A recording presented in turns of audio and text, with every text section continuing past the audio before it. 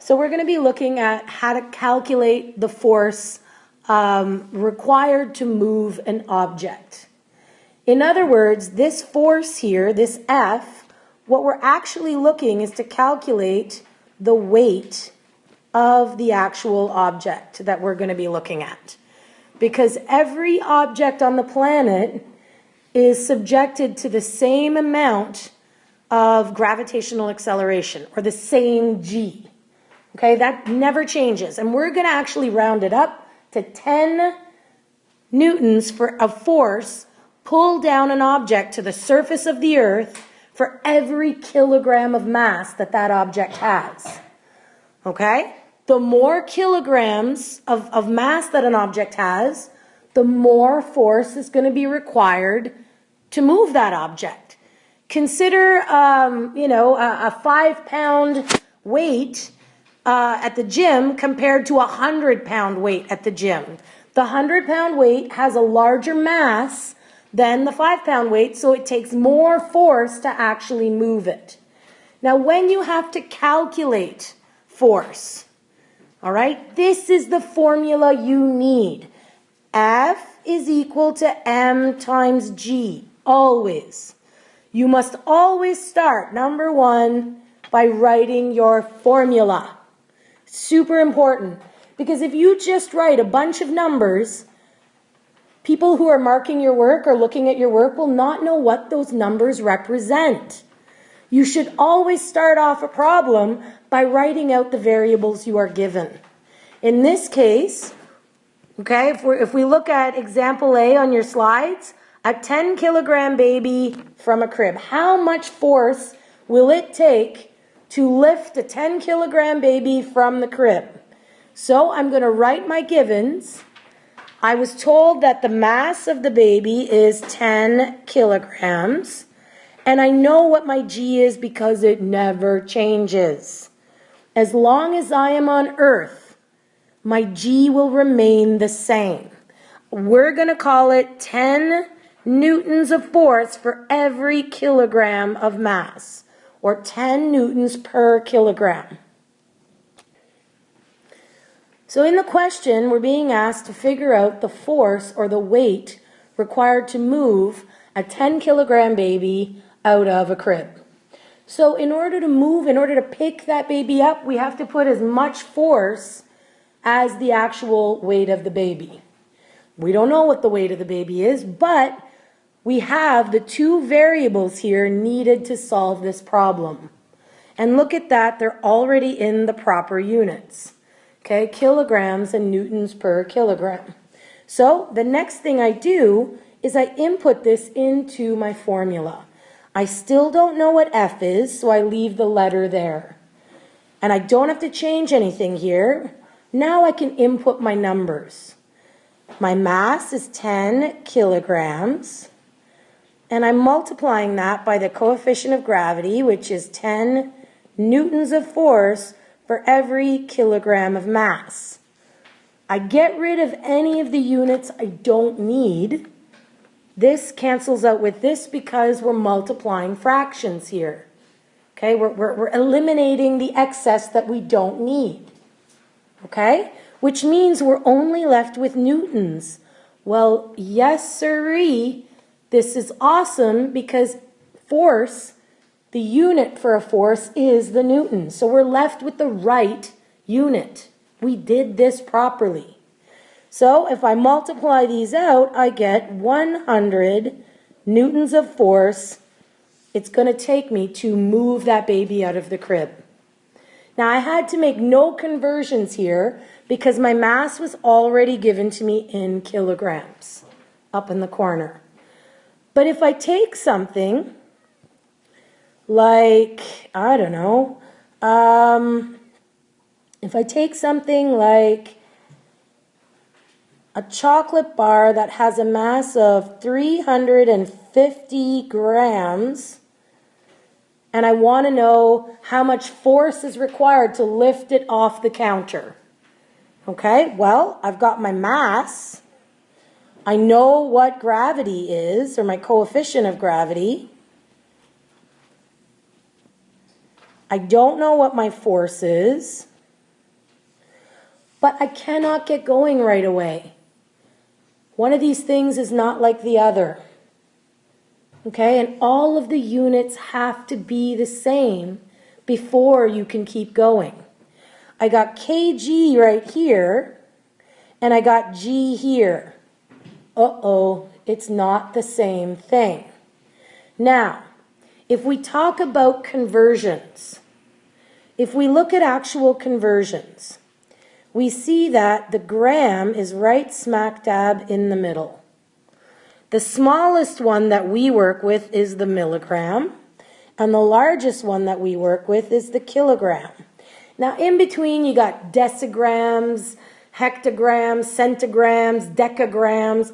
Do you go to the bulk barn and say, excuse me, I would like 3 hectograms of chocolate-covered raisins, please? The lady's going to look at you and be like, what? Don't understand what you want. The masses that we mostly see right now are these big three: milligram, gram, and kilogram. Okay, I'm going to write in the other ones in between, and I'm going to show you, I'm going to explain to you basically the next slide on the actual PowerPoint. If we look at this, we see that each one, okay, as we move from whatever side to whatever, if we start at grams, this is, let's say, a 10 to the 0. If you type into your actual calculator 10 to the 0, you should get the number 1, correct? Now, if we go up to decigrams, a decigram, how many grams are in one decagram? How many grams are in one decagram? 100? No, 10. 10, so this is 10 to the 1. How many hectograms? 10 to the 2. How many kilograms? 10 to the 3. So this is equal to 1, this is equal to 10, this is equal to 100, and this is equal to 1,000. Do you see how every hop along goes by a power of 10? Yeah. Where have you seen this exponential scale before? The pH scale works this way.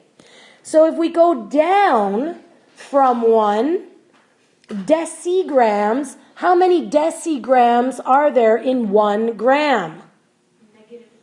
Well, there's 10 little decigrams in 1 gram. So then I would say that this is going to be 10 to the negative 1. How many centigrams are there in 1 gram? 10 to the negative 2. Awesome, 10 to the negative 2. How many milligrams are there in? 10 to the negative 3. Oh, you guys got this. 10 to the negative 3. So 10 to the negative 1 is 0.1. 10 to the negative 2 is 0.01. 10 to the negative 3 is 0.001. So if I look at this, if I'm given something in mass, and I'm given it in grams here, okay? If I want to use my formula, can it be in grams? No, it must be in what? Kilograms. So I now know how I have to go from grams to kilograms. If I'm getting bigger, okay, if I am going from grams to kilograms, all right, if I'm getting bigger, if I'm going from a smaller one here to a larger one, I'm going to have to divide this by 1,000, because I'm going to, for one hop, it's divided by 10. Second hop is 10 to the 2. Third hop is 10 to the 3. Okay? And it would make sense that you would get a decimal here, because which one is bigger, a kilogram or a gram?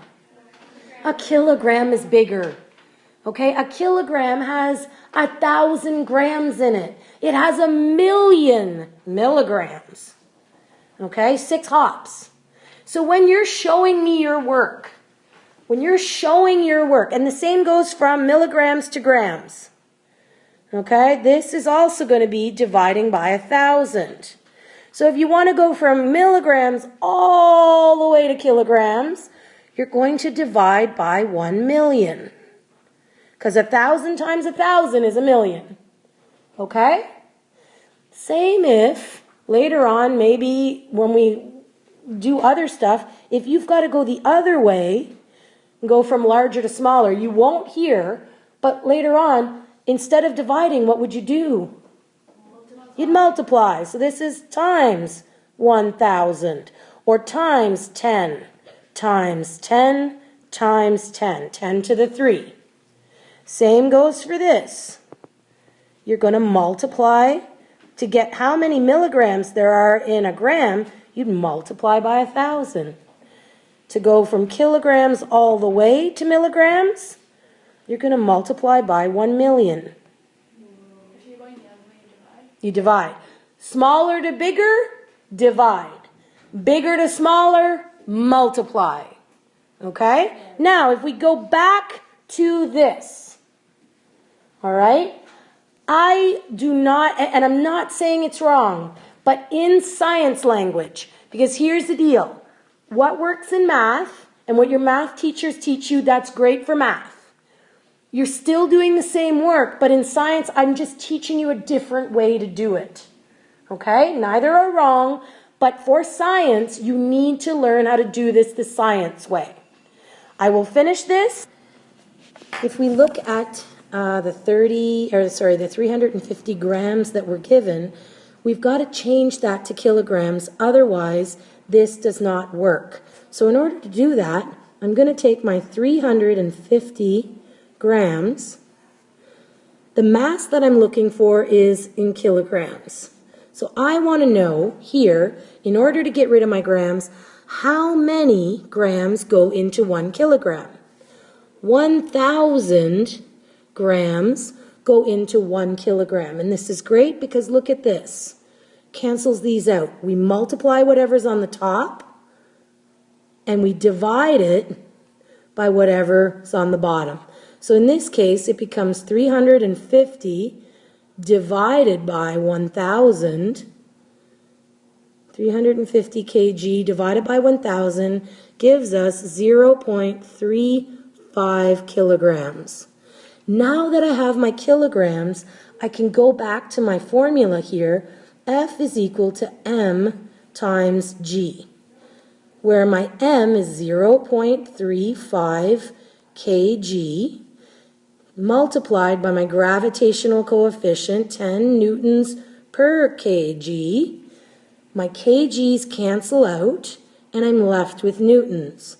So then I multiply this out, and I am left with 3.5 newtons of force required to move a chocolate bar that has a mass of 350 grams.